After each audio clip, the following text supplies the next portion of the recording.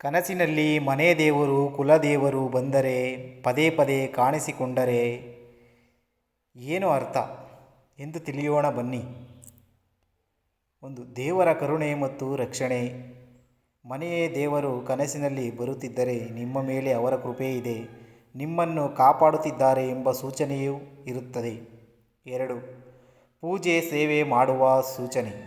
ನೀವು ಕೆಲ ಸಮಯದಿಂದ ಮನೆ ದೇವರ ಪೂಜೆ, ಹರಕೆ ಅಥವಾ ಭೇಟಿ ಮಾಡದೇ ಇದ್ದರೆ ಅದನ್ನು ನೆನಪಿಸಲು ದೇವರು ಸೂಚಿಸುತ್ತಾರೆ. 3, ಜೀವನದಲ್ಲಿ ಬದಲಾವಣೆ ಬರೋದು. ಹೊಸ ಅವಕಾಶಗಳು, ಒಳ್ಳೆಯ ಘಟನೆಗಳು, ಉದ್ಯೋಗ, ಮದುವೆ, ಪ್ರಗತಿ ಬರೋ ಮುನ್ನ ಈ ರೀತಿ ಕನಸುಗಳು ಬರುತ್ತವೆ ಎಂದು ನಂಬಿಕೆ ಇದೆ.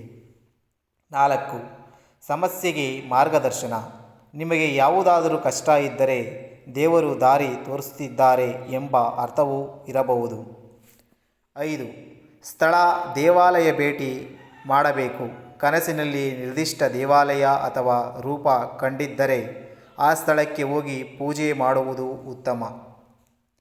ನೀವು ಮಾಡಬಹುದಾದದ್ದು ಮನೆ ದೇವರ ಹೆಸರು ಹೇಳಿ ಪ್ರತಿದಿನ ಪ್ರಾರ್ಥನೆ ಮಾಡಿ. ಸಾಧ್ಯವಾದರೆ ದೇವಸ್ಥಾನಕ್ಕೆ ಭೇಟಿ ನೀಡಿ, ನೈವೇದ್ಯ ಪೂಜೆ ಮಾಡಿಸಿ, ಮನಸ್ಸನ್ನು ಶಾಂತವಾಗಿ ಇಟ್ಟುಕೊಳ್ಳಿ. ಒಂದು ಮುಖ್ಯ ವಿಷಯ ಏನೆಂದರೆ ಭಯಪಡುವ ಅಗತ್ಯವಿಲ್ಲ. ಇದು ಸಾಮಾನ್ಯವಾಗಿ ಧನಾತ್ಮಕ ಸಂಕೇತವಾಗಿರುತ್ತದೆ.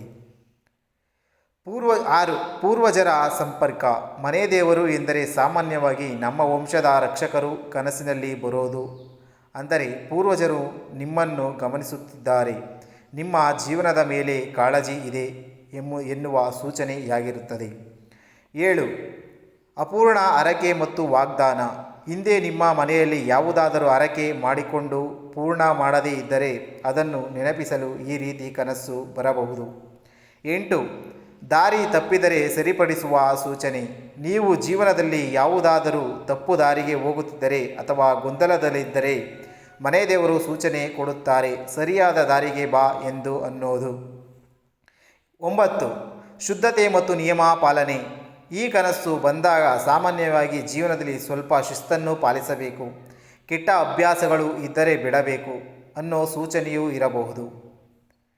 10, ಶಕ್ತಿ ಮತ್ತು ಜಾಗೃತವಾಗುವುದು. ನಿಮ್ಮೊಳಗಿನ ಧೈರ್ಯ, ಆತ್ಮವಿಶ್ವಾಸ, ಆಧ್ಯಾತ್ಮಿಕ ಶಕ್ತಿ ಹೆಚ್ಚಾಗುತ್ತೆಂಬ ಸೂಚನೆಯೂ ಕೂಡ ಇರುತ್ತದೆ. ಈ ಸಮಯದಲ್ಲಿ ನೀವು ಮಾಡಬೇಕಾದ ಒಳ್ಳೆಯದು, ವಾರದಲ್ಲಿ 1 ದಿನ ಉಪವಾಸ ಅಥವಾ ಸದಾ ಆಹಾರ, ಮನೆ ದೇವರ ಫೋಟೋ, ಮೂರ್ತಿಗೆ ದೀಪ ಹಚ್ಚಿ ಪೂಜೆ ಮಾಡುವುದು, ಓಂ ಅಥವಾ ನಿಮ್ಮ ದೇವರ ನಾಮಜಪ ಮಾಡುವುದು, ಸಾಧ್ಯವಾದರೆ ಕುಟುಂಬದ ಜೊತೆ ದೇವಸ್ಥಾನಕ್ಕೆ ಭೇಟಿ ನೀಡುವುದು. ಗಮನಿಸಬೇಕಾದ ಮುಖ್ಯ ವಿಷಯ, ಕನಸಿನಲ್ಲಿ ದೇವರು ಸಂತೋಷವಾಗಿ ಇದ್ದರೆ ಒಳ್ಳೆಯ ಫಲಗಳು ಬರೋ ಸೂಚನೆ ಇರುತ್ತದೆ. ದೇವರು ಕೋಪದಲ್ಲಿದ್ದರೆ ಯಾವುದಾದರೂ ತಪ್ಪು ಅಥವಾ ನಿರ್ಲಕ್ಷ್ಯ ಆಗಿದೆ ಅನ್ನೋ ಸೂಚನೆಯಾಗಿರುತ್ತದೆ. ದೇವರು ಮಾತನಾಡಿದರೆ ಅದು ಬಹಳ ಮುಖ್ಯ ಸಂದೇಶ, ಗಮನದಿಂದ ನೆನಪಿಟ್ಟುಕೊಳ್ಳಬೇಕು. ನಿಮಗೆ ಯಾವ ದೇವರು ಕನಸಿನಲ್ಲಿ ಬಂದಿದೆ ಎಂಬುದನ್ನು ಕಮೆಂಟ್ ಮಾಡಿ, ಆ ದೇವರ ಬಗ್ಗೆ ಸಂಪೂರ್ಣ ಮಾಹಿತಿ ನೀಡುತ್ತೇನೆ. ನಿಮಗೆ ಈ ವಿಡಿಯೋ ಇಷ್ಟವಾಗಿದ್ದರೆ ನಮ್ಮ ಚಾನಲನ್ನು ಸಬ್ಸ್ಕ್ರೈಬ್ ಮಾಡಿಕೊಳ್ಳಿ, ಲೈಕ್ ಮಾಡಿ, ಶೇರ್ ಮಾಡಿ, ಕಮೆಂಟ್ ಮಾಡಿ.